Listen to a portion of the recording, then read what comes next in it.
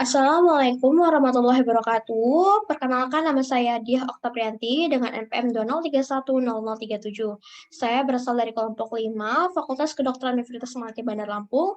Dan di sini saya akan sharing time with Laboratorium Anatomi dan saya akan menjelaskan tentang hernia nucleus pulposus. Selanjutnya ada spina bifida, selanjutnya ada spondylosis dan spondylolitesis.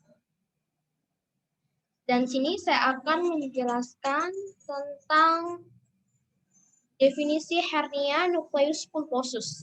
Nah, hernia itu sendiri adalah protrusi atau penonjolan dari sebuah organ atau jaringan melalui lubang yang abnormal. Nah, nucleus pulposus adalah massa setengah cair yang terbuat dari selat elastis putih yang membentuk bagian tengah dari diskus intervertebralis. Nah, hernia nucleus pulposus atau HNP merupakan suatu gangguan yang melibatkan ruptur annulus fibrosus sehingga nucleus pulposus menonjol atau bulging. Nah, dan menekan ke arah kanalis spinalis.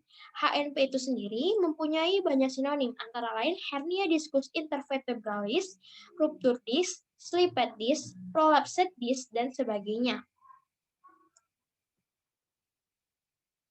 Nah, di sini ada etiologi dari hernia nucleus pulposus. Yang pertama adalah riwayat trauma, selanjutnya riwayat pekerjaan seperti angkat beban. Nah, duduk dalam waktu lama biasanya itu terjadi pada orang yang kerja di perkantoran, selanjutnya sering membungkuk, dan kelemahan otot perut dan tulang belakang, serta posisi tubuh saat berjalan. Proses degeneratif, nah biasa pada usia 35-40 tahun. Selanjutnya ada struktur tulang belakang. Selanjutnya ada patofisiologi hernia nucleus pulposus atau HNP. Nah, pertama itu adalah proses degeneratif.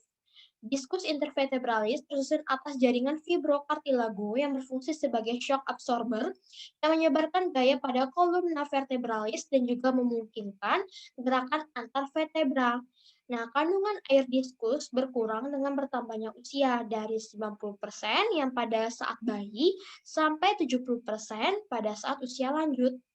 Nah, selain itu, serat serabut menjadi kasar dan mengalami hialinisasi yang ikut membantu terjadinya perubahan ke arah herniasi nucleus pulposus melalui annulus dan menekan radik saraf spinal.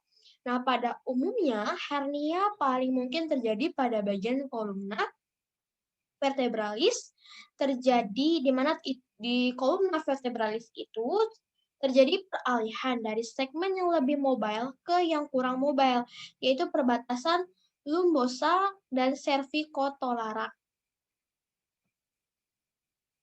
Nah, selanjutnya ada proses traumatik. Nah, dimulainya degenerasi diskus mempengaruhi mekanika sendi intervertebra yang akan menyebabkan degenerasi lebih jauh. Nah, selain degenerasi, gerakan repetitif seperti fleksi, ekstensi, lateral fleksi, rotasi, dan mengangkat beban dapat memberikan tekanan abnormal pada nukleus. Jika tekanan ini cukup besar sampai bisa melukai annulus, nukleus pulposus itu berujung pada herniasi. Nah, trauma akut dapat pula menyebabkan herniasi seperti mengangkat beban dengan cara yang salah dan jatuhnya kepada hernia nukleus pulposus. Nah, hernia nukleus pulposus itu sendiri terbagi dalam 4 grade berdasarkan keadaan herniasinya, di mana ekstruksi dan sekuentrasi merupakan hernia yang sesungguhnya. Nah, jadi ada 4 grade. Yang grade pertama, protrusi diskus intervertebralis, yaitu nukleus terlihat menonjol ke satu arah tanpa kerusakan annulus fibrosus. Selanjutnya ada yang kedua, prolaps diskus intervertebral, yaitu nukleus berpindah tetapi masih dalam lingkaran annulus fibrosus.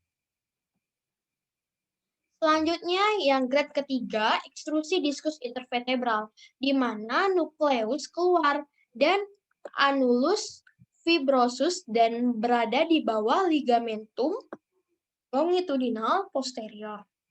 Nah, selanjutnya ada grade yang keempat, itu sekuentrasi diskus intervertebral, yang dimana nukleus telah menembus ligamentum longitudinalis posterior. Nah, nukleus pulposus itu sendiri yang mengalami herniasi ini dapat menekan nervus di dalam medula spinalis jika menembus dinding diskus, yaitu annulus fibrosus. Nah, hal ini dapat menyebabkan nyeri, rasa tebal, rasa kram, atau kelemahan. Dan itu biasanya terjadi pada pasien atau orang yang mengalami hernia nukleus pulposus. Nah, rasa nyeri dari herniasi ini dapat berubah berupa nyeri mekanik yang berasal dari diskus dan ligamen, serta inflamasi. Nah, nyeri itu yang berasal dari nukleus pulposus yang ekstruksi, menembus anulus dan kontak dari suplai darah, dan nyeri neurogenik yang berasal dari penekanan pada nervus. Nah, selanjutnya epidemiologi hernia nukleus pulposus, yaitu prevalensi HNP ini berkisar 1-22% populasi yang terjadi pada usia yang paling sering, yaitu usia 30 sampai 50 tahun. Nah, pada penelitian HNP paling sering dijumpai pada tingkat L4 sampai dengan L5. Nah, titik memperlihatkan bahwa pasien HNP L3 sampai L4 ini secara bermakna dari usia tua dibandingkan dengan pasien HNP. Nah, HNP itu sendiri merupakan salah satu penyebab dari nyeri punggung bawah yang sangat penting dan merupakan salah satu masalah kesehatan yang utama. Nah, contohnya insiden HNP di Amerika Serikat adalah sekitar 5% orang dewasa. Nah, kurang dari 60-80% individu pernah mengalami nyeri punggung dalam hidupnya. Nyeri punggung bawah merupakan satu dari 10 penyakit terbanyak yang ada di Amerika Serikat dengan angka prevalensi berkisar antara 7,6 sampai dengan 37% dan insiden tertinggi dijumpai pada usia 45 sampai 60 tahun. Nah, itu usia yang rentan untuk terkena hernia nukleus pulposus itu sendiri. Selanjutnya, ada pada penderita dewasa, nyeri punggung bawah mengganggu aktivitas sehari-hari. Nah, pada 40% penderita dan menyebabkan gangguan tidur pada 20% penderita, nah dia itu akan mencari pertolongan medis dan 25% di antaranya perlu rawat inap untuk evaluasi lebih lanjut. Nah, ini yang bagian normalnya. Dan ini yang jika terkena hernia. Ada perbedaannya. Nah, faktor risiko dari HNP itu sendiri. Yang pertama ada usia, yang kedua ada trauma, yang ketiga ada pekerjaan, yang keempat ada gender. Nah, usia tadi itu lebih ke orang yang lebih tua untuk terkena hernia nukleus pulposus. Selanjutnya ada yang memiliki trauma, pekerjaan seperti mengangkat beban atau duduk terlalu lama biasanya terjadi pada yang orang bekerja di kantoran. Selanjutnya, ada penata laksanaan dari hernia nukleus pulposus. Yang pertama ada terapi fisik pasif seperti kompres, kompres hangat maupun kompres air dingin, sehingga biasanya yang lebih sering terkena nyeri itu biasa dilakukan kompres. Selanjutnya ada lomboporesis, unit tense, dan ultrasound. Nah, yang kedua adalah latihan dan modifikasi gaya hidup seperti banyak mengonsumsi makanan yang mengandung kalsium. Selanjutnya ada terapi farmakologis, yaitu dengan obat-obatan seperti pemberian analgetik dan NSAI.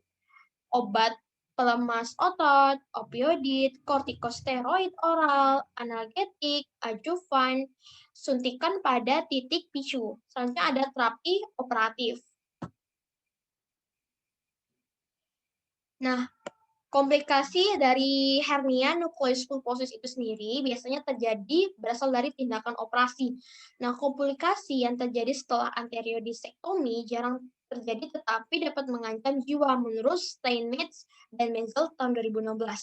Nah, komplikasi akut yang cukup berbahaya meliputi penyumbatan jalan nafas oleh edema atau hematom, perforasi esofagus, dan cedera neurologis menurut Patel et al. Tahun 2013. Nah, ACDF dalam penelitian yang dilakukan oleh Nanda et al. 2014 pada 1.576 pasien menyebutkan bahwa prosedur tersebut relatif aman dan angka morbiditas serta mortalitasnya sangat rendah. Nah, komplikasi yang umum terjadi adalah disfagia pasca operasi, trauma dura, dan suara serak. Itu yang biasa terjadi pada komplikasi hernia nukleus pulposus. Selanjutnya ada prognosis dan pencegahan. Nah, prognosis hernia nukleus pulposus atau HNP pada pasien yang menjalani operasi laminektomi memiliki angka mortalitas 0,3%. Nah, pasien yang mendapat terapi dini dan agresif memiliki prognosis keseluruhannya yang lebih baik. Hernia nukleus pulposus dapat dicegah terutama dalam aktivitas fisik dan pola hidup. Makanya untuk orang yang terkena hernia nukleus pulposus itu dianjurkan untuk olahraga ringan, apalagi yang usianya lansia, serta mengonsumsi minyak yang mengandung kalsium. Hal-hal yang berikut yang dapat mengurangi risiko terjadinya hernia nukleus pulposus. Yang pertama adalah olahraga secara teratur untuk mempertahankan kemampuan otot seperti berlari, berenang. Tetapi kalau untuk usia lanjut, dia bisa untuk olahraga yang ringan. Nah, untuk yang kedua, hindari mengangkat beban yang berat. Edukasi cara mengangkat beban yang benar. Biasanya orang mengangkat beban itu tanpa adanya teknik atau tidak teratur, sehingga ototnya biasanya suka nyeri, kram. Soalnya tidur di tempat yang datar keras. Selanjutnya, hindari olahraga, kegiatan yang dapat menimbulkan trauma, serta mengurangi berat badan. Nah, di sini saya akan melanjutkan klinis yang kedua, yaitu adalah spina bifida. Apa itu spina bifida? Spina bifida berarti terbelahnya arcus vertebrae dan bisa melibatkan jaringan saraf di bawahnya atau tidak. Nah, spina bifida disebut juga myelodysplasia, yaitu suatu keadaan di mana ada perkembangan abnormal pada tulang belakang, spinal cord, saraf-saraf sekitar, dan kantung yang berisi cairan yang mengitari spinal cord. Nah, kelainan ini dapat menyebabkan pembentukan struktur yang berkembang di luar tubuh. Selanjutnya ada faktor risiko dari Selanjutnya ada etiologi spina bifida.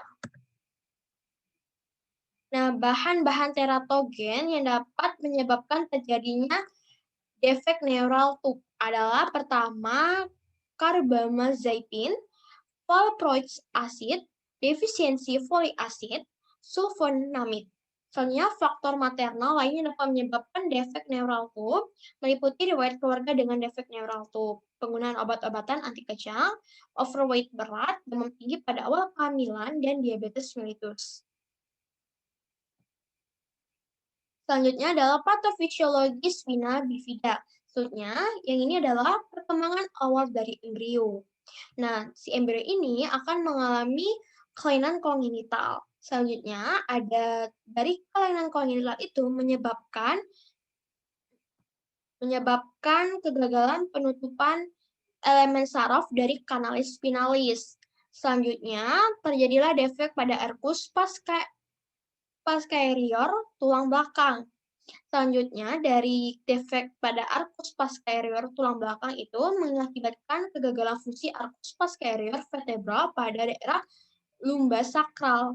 Nah, spina bifida itu terbagi menjadi dua, ada spina bifida occulta dan spina bifida aperta. Nah, spina bifida occulta itu mengakibatkan paralisis spastik, peningkatan PIK. Selanjutnya, paralisis spastik itu mengakibatkan resiko tinggi cedera. Nah, peningkatan itu dapat mengakibatkan resiko herniasi serta defisit neurologis. Nah, spina bifida aperta itu mengakibatkan terlibatnya struktur saraf. Nah, dari struktur saraf itu mengakibatkan defisit neurologis. Nah, defisit neurologis itu sendiri terbagi mengakibatkan 3 penyebab, yaitu paralisis visceral, paralisis motorik, dan paralisis sensorik. Nah, paralisis visceral itu mengakibatkan gangguan inkontinensia urin dan inkontinensia alfi. Nah, paralisis motorik itu menyebabkan paralisis anggota gerak bawah yang menyebabkan hambatan mobilitas fisik. Selanjutnya ada paralisis sensorik. Nah, paralisis sensorik itu mengakibatkan kehilangan sensorik anggota gerak bawah. Nah, itu patofisiologi dari spina bifida. Nah, faktor resiko dari spina bifida itu sendiri ada pertama defisiensi asam folat, selanjutnya riwayat keluarga, konsumsi pengobatan tertentu saat hamil, selanjutnya adalah diabetes, obesitas, dan peningkatan suhu tubuh. Nah, penata laksanaan risiko spina bifida itu bisa dengan pembedahan atau dengan operasi, yaitu dengan penutupan defek durameter dan kulit. Pembedahan dianjurkan 72 jam pertama sejak lahir bila pasien stabil. Nah, beberapa minggu berikutnya akan dilakukan serial CT scan atau USG kepala setiap 1-3 minggu. Yang kedua ada rehabilitasi dan ketiga adalah tindakan konservatif. Nah, komplikasi dari spina bifida itu sendiri ada paralisis cerebri, retardasi mental, atrofi optik, epilepsi, fraktur, ulcerasi, cedera, dan bitus yang tidak sakit. Selanjutnya ada prognosis spina bifida. Nah, survival neonatus yang lahir dengan spina bifida lebih dari 95%, sekitar 10% sampai 15% anak dengan spina bifida meninggal sebelum usia 6 tahun, walaupun dengan tindakan agresif. Nah, pencegahan dari spina bifida itu sendiri, yang pertama adalah minum suplemen asam folat. Jumlah asam folat itu yang dibutuhkan saat hamil sekitar 400 mg, termasuk untuk membantu menurunkan risiko spina bifida. Jadi, sebaiknya meminum suplemen khusus asam folat. Biasanya itu untuk ibu hamil. Nah, konsumsi makanannya kaya zat gizi. Nah, tak hanya asam folat, pastikan bahwa si pasien ini mengonsumsi makanan yang mengandung banyak vitamin dan mineral. Hal ini akan membuat terhindar atau pencegahan pada saat kehamilan. Rutin memeriksakan kondisi kesehatan ke dokter selama hamil sesuai jadwal yang sudah ditentukan secara rutin. Selanjutnya, jika memang ada si pasien itu mengalami keluhan yang berpengaruh terjadinya menjadi faktor spina bifida, itu sebaiknya segera konsultasi kepada dokter. Nah, selanjutnya saya akan menjelaskan definisi yang ketiga, dari klinis yang ketiga adalah spondilosis. Apa itu spondilosis? Jadi spondilosis adalah penyakit degeneratif tulang belakang. Nah, spondilosis itu sendiri disebabkan oleh proses degenerasi yang progresif pada diskus intervertebralis yang mengakibatkan makin menyempitnya jarak antar vertebra sehingga mengakibatkan terjadinya osteofit, penyempitan kanalis spinalis dan foramen intervertebralis, dan iritasi persediaan posterior. Rasa nyeri pada spondilosis ini disebabkan oleh terjadinya osteoartritis dan tertekan radiks oleh kantong durameter yang mengakibatkan iskemik dan radang. Itu menurut Harsono dan Suharsono tahun 2005. Selanjutnya ada etiologi spondilosis. Beberapa penelitian yang menyebutkan bahwa spondilosis itu sendiri terjadi karena adanya proses degeneratif. Adapun faktor yang dapat mengakibatkan risiko dari spondilosis lumbal adalah kebiasaan postur yang buruk, stres mekanik akibat gerakan mengangkat, membawa atau memindahkan barang yang terlalu besar dengan cara yang salah, serta herediter.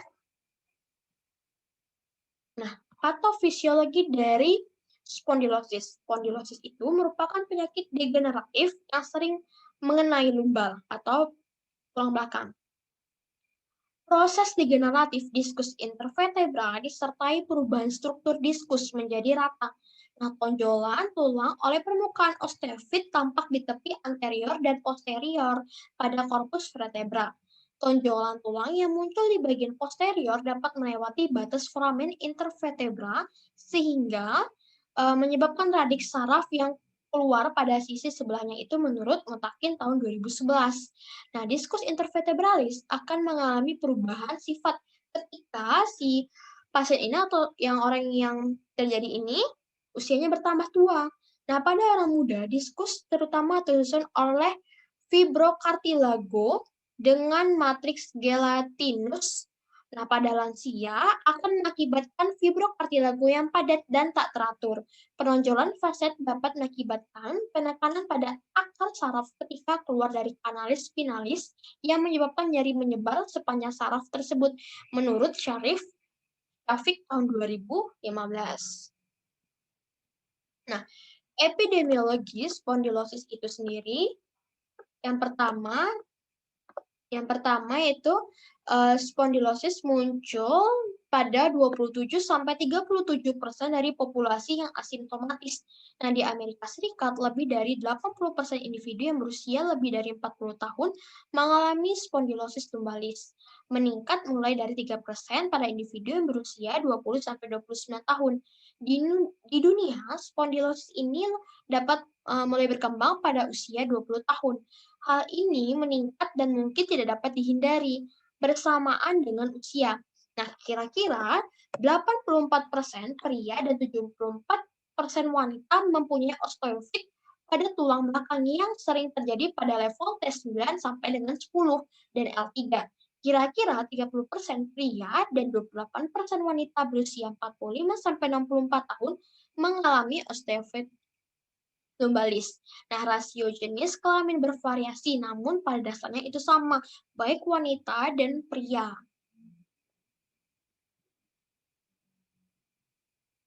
Nah, faktor resiko dari spondilosis itu sendiri pertama biasanya terjadi pada usia di atas 40 tahun. Nah, kelebihan berat badan mengakibatkan beban ekstra pada sendi tulang belakang. Yang ketiga, riwayat mengalami cedera, trauma membuat seseorang lebih rentan untuk terjadi spondilosis. Yang keempat, memiliki postur tubuh yang buruk. Kondisi ini biasanya membuat beban pada sendi, otot, dan ligamen secara tidak benar dalam waktu lama yang mengarah pada perubahan proses degeneratif. Yang kelima, genetika adalah faktor risiko lain untuk terjadinya spondilosis. Jika banyak orang dalam keluarga menderita spondilosis, kemungkinan ada kecenderungan genetik yang lebih kuat untuk terjadinya spondilosis. Nah, tata laksana dari spondilosis itu sendiri pertama adalah medikamentosa. Tujuannya untuk mengurangi atau menghilangkan nyeri seperti obat-obatan yang meliputi side non-steroid anti-inflammatory drugs, analgesik non-opioid, dan analgesik opioid. Pemilihan analgesik tersebut dapat didasarkan pada intensitas nyeri ringan, sedang, maupun berat. Nyeri ringan digunakan NSAID atau analgesik non-opioid seperti paracetamol, aspirin, dan ibuprofen. Nyeri sedang diberikan analgesik opioid ringan seperti kodein, dihidrokodein, dextropropoxifen, pentazocin. Kombinasi antara NSAID dengan analgesik opioid ringan dapat juga diberikan. Nyeri berat diberikan opioid seperti morfin, diamorfin, petidin, dan buprenorfin. Yang itu pemberian obat itu tergantung dari intensitas nyeri si pasien, baik itu ringan, sedang, maupun berat. Jadi tidak semua itu sama untuk obatnya. Tergantung dari si pasien, apakah intensitas nyerinya itu ringan, sedang, maupun berat. Selanjutnya adalah terapi pembedahan. Terapi pembedahan diindikasikan jika terapi konservatif gagal dan adanya gejala permanen, khususnya defisit motorik. Pembedahan tidak dianjurkan pada keadaan tanpa komplikasi. Prosedur operasi yang dapat dilakukan antara lain operasi dekompresi, operasi stabilisasi, segmen gerak yang tidak stabil, dan kombinasi keduanya. Selanjutnya ada terapi fisik, penentraman, dan edukasi pasien. Selanjutnya adalah dilakukannya tirah baring. Selanjutnya, komplikasi dari spondilosis adalah stenosis tulang belakang, yang kedua radikulopati cervix, yang ketiga myelopati spondilotik cervix, dan skoliosis. Selanjutnya ada prognosis spondilosis. Nah, spondilosis mempengaruhi sekitar 60-85% orang dewasa selama beberapa titik dalam kehidupan mereka. Untungnya untuk sebagian besar individu, gejalanya ringan maupun sementara dengan 90% mereka dalam waktu 6 minggu. Nyeri punggung bagian bawah yang kronis didefinisikan sebagai gejala nyeri yang bertahan lebih dari 3 bulan, mempengaruhi sekitar 15-45% populasi dan dengan pengobatan yang baik secara bertahap yang akan menghasilkan kesembuhan. Pencegahan dari spondilosis itu sendiri ada 8. Yang pertama, duduk dan berdiri dengan benar. Yang kedua, belajar mengangkat beban dengan benar. Yang ketiga, berolahraga secara teratur seperti latihan aerobik. Itu biasanya untuk orang yang usianya lebih tua. Selanjutnya, raih dan pertahankan berat badannya sehat untuk dijaga agar tidak kelebihan berat badan. Yang kelima, makan sehat seperti diet seimbang, makanan rendah lemak, kayak buah-buahan, dan sayuran. Selanjutnya, berhenti merokok. Yang ketujuh, hindari penggunaan alkohol secara berlebihan. Yang kedelapan, beristirahatlah dengan banyak. Selanjutnya, definisi dari klinis yang keempat, yaitu adalah spondilolitesis. Apa itu spondilolitesis? Adalah suatu kondisi di mana satu atau beberapa ruas tulang belakang atau vertebra bergeser ke depan dari tulang di bawahnya atau di atasnya. Nah, secara umum, pergeseran ruas tulang belakang ini terjadi di daerah tulang belakang lumbar, yaitu pada tulang vertebra L4 sampai L5 atau L3 sampai L4, vertebra lumbar 3 sampai 4. Namun, pada vertebra lain pun, pergeseran ruas tulang belakang ini dapat terjadi.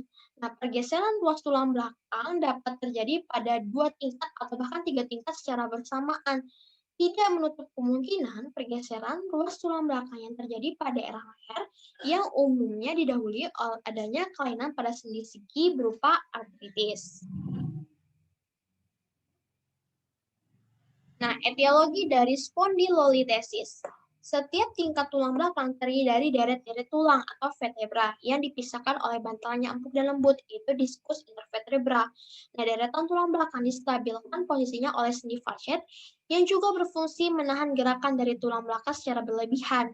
Hal ini mendukung tulang belakang menekuk ke depan atau fleksi dan belakang ekstensi, tetapi tidak memungkinkan untuk melakukan banyak gerakan rotasi, seperti memutar ataupun berputar.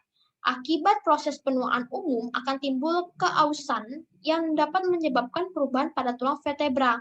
Nah, diskus intervertebralis, diskus kehilangan elastisitas yang menjadi kaku, dan mulailah timbul tonjolan pada tulang vertebra yang merupakan proses degenerasi. Nah, tulang, sendi, ataupun ligamen di tulang belakang yang menjadi lemah dan kurang mampu menahan tulang belakang sejajar. Sendi fasciat menjadi tidak kompeten, dan ketika terlalu banyak fleksi, memungkinkan ruas-ruas tulang belakang meluncur atau melesak keluar dari posisinya sebenarnya yang akan mengalami pergeseran. Penyebab lain pergeseran ruas tulang belakang karena adanya trauma langsung pada tulang belakang yang adanya massa tumor yang mengakibatkan pendesakan pada struktur vertebra, sehingga kehilangan kemampuan dalam menjaga posisi ruas-ruas yang tulang yang ada. Spondylolitesis karena adanya spondylosis, itu fraktur pada bagian belakang tulang belakang. Soalnya ada patofisiologi spondylolitesis. Nah, spondylolitesis dikelompokkan ke dalam 5 tipe utama, di mananya masing-masing mempunyai patologi yang berbeda. Tipe tersebut antara ada tipe displastik, ischemic, degeneratif, traumatik, dan patologik. Spondylolitis displastik merupakan kelainan kongenital yang terjadi karena malformasi lumbung sakral joints dengan permukaan persendian yang kecil dan inkompeten. Spondylolitesis displastik sangat jarang terjadi. Nah, akan tetapi cenderung berkembang secara progresif dan sering berhubungan dengan defisit neurologis berat, sangat sulit diterapi karena bagian elemen posterior dan prosesus. Selanjutnya, cenderung berkembang kurang baik, meninggalkan area permukaan kecil untuk fusi pada bagian posterolateral. Nah, spondylolitesis displastik ini terjadi akibat defek arkus neural pada sakrum bagian atas atau L5. Pada tipe ini, 95% kasus berhubungan dengan spina bifida occulta. Terjadi kompresi serabut saraf pada foramen S1, merupakan pergeserannya slip minimal.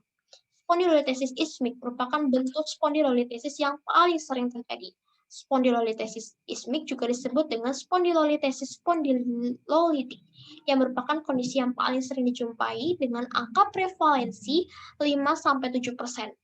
Frederickson et al. Menunjukkan bahwa defek spondylolitesis biasanya didapatkan pada usia 6-16 tahun dan pergeseran sering terjadi itu lebih cepat.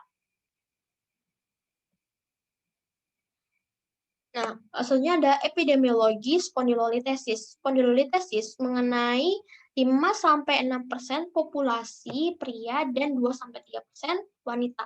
Karena gejala yang diakibatkan olehnya bervariasi.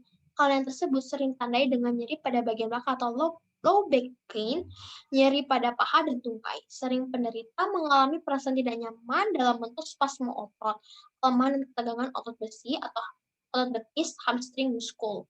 Meskipun demikian, banyak penelitian menyebut bahwa terdapat faktor predisposisi kongenital dalam terjadinya spondylolitis dengan prevalensi sekitar 69% pada anggota keluarga yang terkena. Nah, lebih lanjut, kelainan ini juga berhubungan dengan meningkatnya insidensi spina bifida sacralis. Kira-kira 82% kasus ischemic spondylolitis terjadi di A5 sampai S1. Nah, 11,3% terjadi di A4 sampai A5. Kelainan kongenital seperti spina bifida occulta berkaitan dengan munculnya ischemic spondylolitesis. Degeneratif spondylolitesis terjadi lebih sering bertambahnya usia. Vertebrae L4 sampai L5 terkena 6 sampai 10 kali lebih sering dibanding dengan lokasi lainnya. Sakralisasi L5 sering terlihat pada degeneratif spondylolitesis L4 sampai L5. Nah, tipe ini biasanya muncul 5 kali lebih spondylolisis kongenital, yaitu dengan tipe dysplastik. Terjadi 2 kali lebih sering terjadi pada perempuan dan permulaan gejalanya muncul pada usia remaja. Tipe ini biasanya terjadi sekitar 14-21% dari semua kasus spondylolitesis. Faktor resiko dari spondylolitesis yaitu pergeseran ruas tulang belakang yang umumnya terjadi pada orang di atas usia 50 tahun dan jauh lebih banyak terjadi pada orang yang berusia lebih dari 65 tahun. Wanita jauh lebih sering dibandingkan dengan pria, yaitu perbandingan antara wanita dengan pria adalah 3:1. Jadi spondylolitis ini sering terjadi pada wanita. Selanjutnya adalah penata laksanaan spondylolitesis itu dengan terapi konservatif itu ditunjukkan untuk mengurangi gejala dan juga yang termasuk modifikasi aktivitas bed rest selama eksaserbasi akut berat, analgetik, latihan dan terapi penguatan dan peregangan, bracing. Yang kedua adalah terapi pembedahan. Terapi pembedahan hanya direkomendasikan bagi pasien yang sangat simptomatis yang tidak berespon dengan perawatan membedah dan di mana gejalanya dapat menyebabkan suatu disabilitas. Jika gejala dapat secara langsung diketahui akibat dari defek pada pars interarticularis, kemudian repair secara pembedahan terhadap defek tersebut. Kemudian repair secara pembedahan terhadap efek tersebut melalui beberapa prosedur pembedahan akan dapat mengurangi nyeri yang disebabkan oleh defek tersebut. Tujuan terapi adalah untuk dekompresi elemen neural dan imobilisasi segmen yang tidak stabil atau segmen kolumna vertebralis. Umumnya dilakukan dengan eliminasi pergerakan sepanjang permukaan sendi yaitu facet joints dan diskus intervertebralis melalui artodesis atau fusi. Komplikasi spondylolitesis yang pertama nyeri punggung bawah yang berkepanjangan, yang kedua kifosis atau lengkungan tulang belakang yang tidak normal, yang ketiga kesulitan mengontrol buang air kecil dan buang air besar, yang keempat kerusakan permanen pada saraf tulang belakang, yang kelima mati rasa hingga kelumpuhan pada kaki. Nah, prognosis dari spondylolitesis itu sendiri hasil terapi terhadap spondylolitesis tipe ischemic yang merupakan spondylolitis yang banyak terjadi, yang belumlah menjanjikan. Banyak peneliti melaporkan angka outcome yang baik sekitar 75-90%. Pasien yang mendapatkan pembedahan melaporkan peningkatan kualitas hidup dan berkurangnya rasa atau tingkatan nyeri yang dialami. Menariknya, warngan atau outcome yang didapatkan tidak berhubungan dengan derajat spondylolitesis atau besarnya sudut pergeseran yang terjadi. Pencegahan dari spondylolitesis yang pertama mempertahankan berat badan ideal agar tidak membebani tulang belakang. Yang kedua mengonsumsi makan bergizi seimbang untuk menjaga kesehatan tulang. Dia untuk penjaganya sama seperti spondylosis. Baik, demikian yang dapat saya sampaikan. Kurang lebihnya saya mohon maaf. Semoga bermanfaat bagi teman-teman semua. Wassalamualaikum warahmatullahi wabarakatuh. Terima kasih.